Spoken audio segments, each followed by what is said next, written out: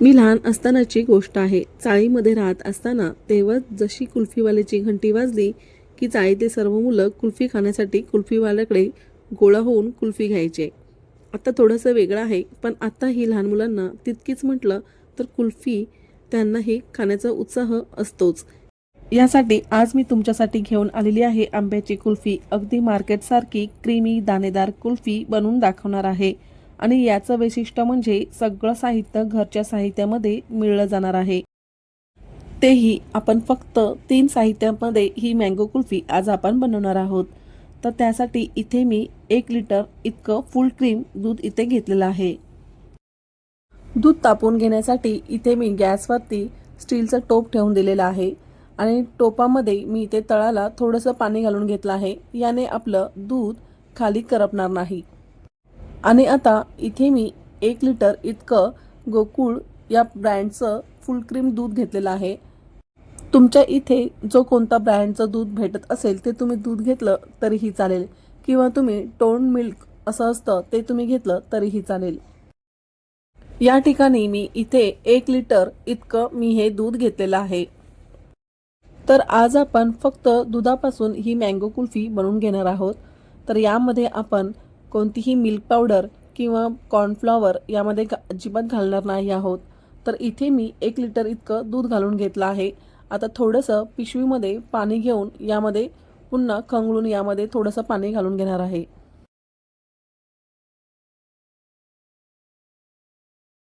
आता हे आपल्याला सतत तळापासून ढवळत घ्यायचं आहे. हे दूध तापवण्यासाठी जर तुम्ही जाड बुडाची पसरट कढई घेतली तरीही चालेल. पसरट भांडं घेतलं की दूध ढवळायला अगदी सोपं जातं. तर इथे मी टोपच घेतलेलं आहे.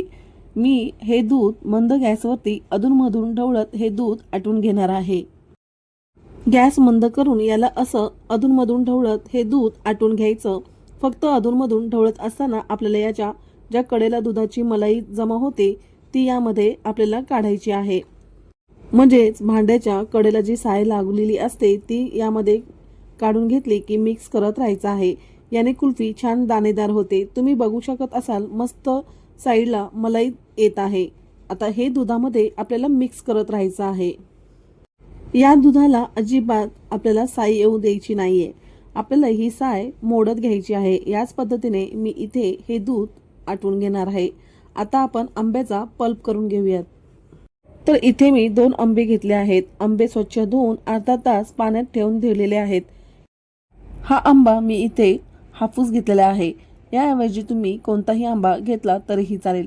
फक्त आंबा आंबट असला तर साखर कमी जास्त करावी लागेल. हा आंबा मी मध्यम आकारा इतका घेतलेला आहे. तर या आंब्याचा देठाचा भाग काढून याचे मी 4 भाग करून घेते आणि नंतर याला आपण चाळणीच्या साहाय्याने पल्प काढून घेणार आहोत. तुम्हाला जर हवा असेल तर तुम्ही मिक्सरवरती हा गर काढून घेऊ शकता. फक्त पाणी न घालता आपल्याला हा पल्प करून घ्यायचा आहे. मी पुरणाच्या चाळणीच्या साहाय्याने हा पल्प काढून घेत आहे.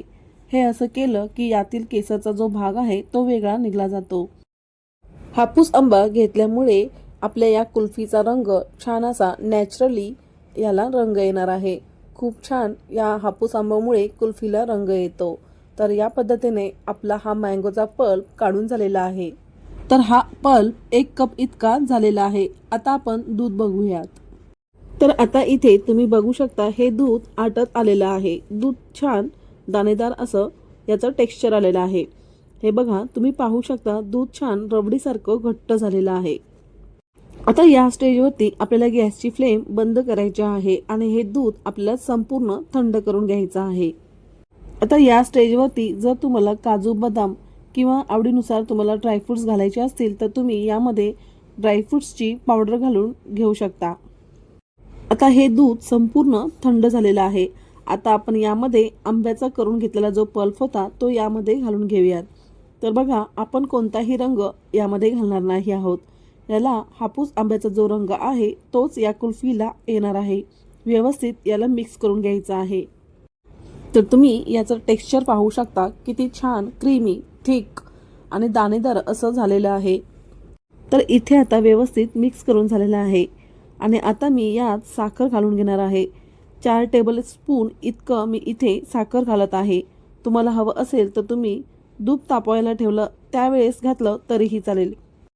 मी शेवटी साखर घालत आहे ते यासाठी की दूध आटवलं की दूध गोड लागतं आणि आंबाही गोड आहे याचा अंदाज येण्याकरिता मी शेवटी साखर घातली आहे.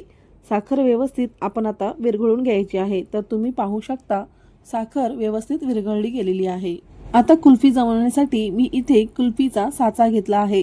तुमच्याजवळ जर या पद्धतीचा साचा नसेल तर तुम्ही त्याऐवजी ग्लास घेतला तरीही चालेल. तर यामध्ये आपण आता मिश्रण भरून घेऊयात. तर हा साचा मी डीमार्टच्या ॲपवरून घेतलेला आहे. तुम्हाला हवा असेल तर तुम्ही डीमार्टच्या ॲपवरून घेऊ शकता. तर आता आपण सर्व मोल्डमध्ये याच पद्धतीने सर्व मिश्रण घालून घेऊयात. आता समजा जर का तुमचं दूध आटवून घेत असताना दुधाच्या आपल्या ज्या साय असते ना ती अशी रेषासारखी मोठी मोठी होत असेल तर तुम्ही ते दूध मिक्सरवरती फिरवून घ्या. म्हणजे काय होईल, दुधाचा छान असा एक संघ होईल आणि नंतर त्यामध्ये तुम्ही ड्रायफ्रूटची काजू किंवा बदामाची पावडर घाला. म्हणजे त्याला दाणेदार असं टेक्स्चर येईल. तर या पद्धतीने मी सर्व कुल्फी मोडमध्ये मिश्रण घालून घेतलं आहे. सोबतच याचं झाकण लावलं की तुम्ही पाहू शकता मध्ये छिद्र आहे. यामध्ये आईस्क्रीमच्या ज्या स्टिक आहेत ते यामध्ये आपल्याला घालायच्या आहेत. तर मला या आईस्क्रीमच्या स्टिक या साच्यासोबतच भेटलेल्या आहेत. या आईस्क्रीमच्या स्टिक आपल्याला दुकानामध्ये पण अगदी सहजरित्या भेटल्या जातात.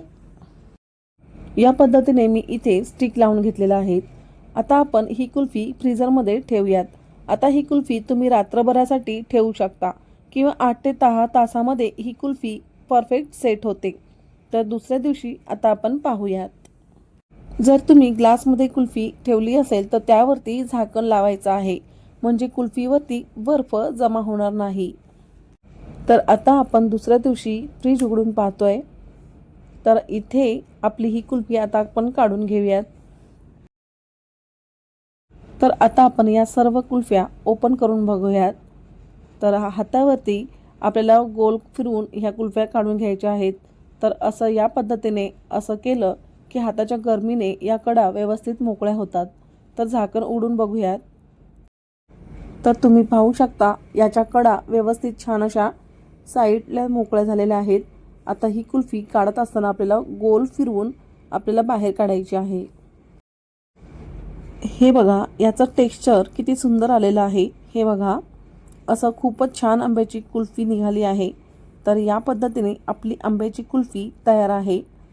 तर या पद्धतीने तुम्ही कुल्फी बनवली तर बर्फासारखी अजिबात लागणार नाही आणि चवीला प्रत्येक बाईटला मलाईदार दाणेदार क्रीमी कुल्फी लागते. तर तुम्ही सुद्धा या पद्धतीने कुल्फी बनवून पहा आणि कमेंटद्वारे मला नक्की कळवा. तर अशी आशा आहे आजची रेसिपी तुम्हाला आवडली असेल तर लाईक करा आणि खूप खूप शेअर करा. आणि रेशूज रेसिपी चॅनल अँड व्लॉगवरती जर नवीन आला असाल तर Reshu's recipe channel and व्लॉगला subscribe करा आणि बेल आयकॉनवरती क्लिक करा. म्हणजे मी व्हिडिओ टाकल्यानंतर त्याची नोटिफिकेशन सगळ्यात आधी तुमच्या जवळ येईल. तर आता आपण भेटूयात अशाच नवीन इंटरेस्टिंग छान सुंदर रेसिपीसोबत. Bye bye.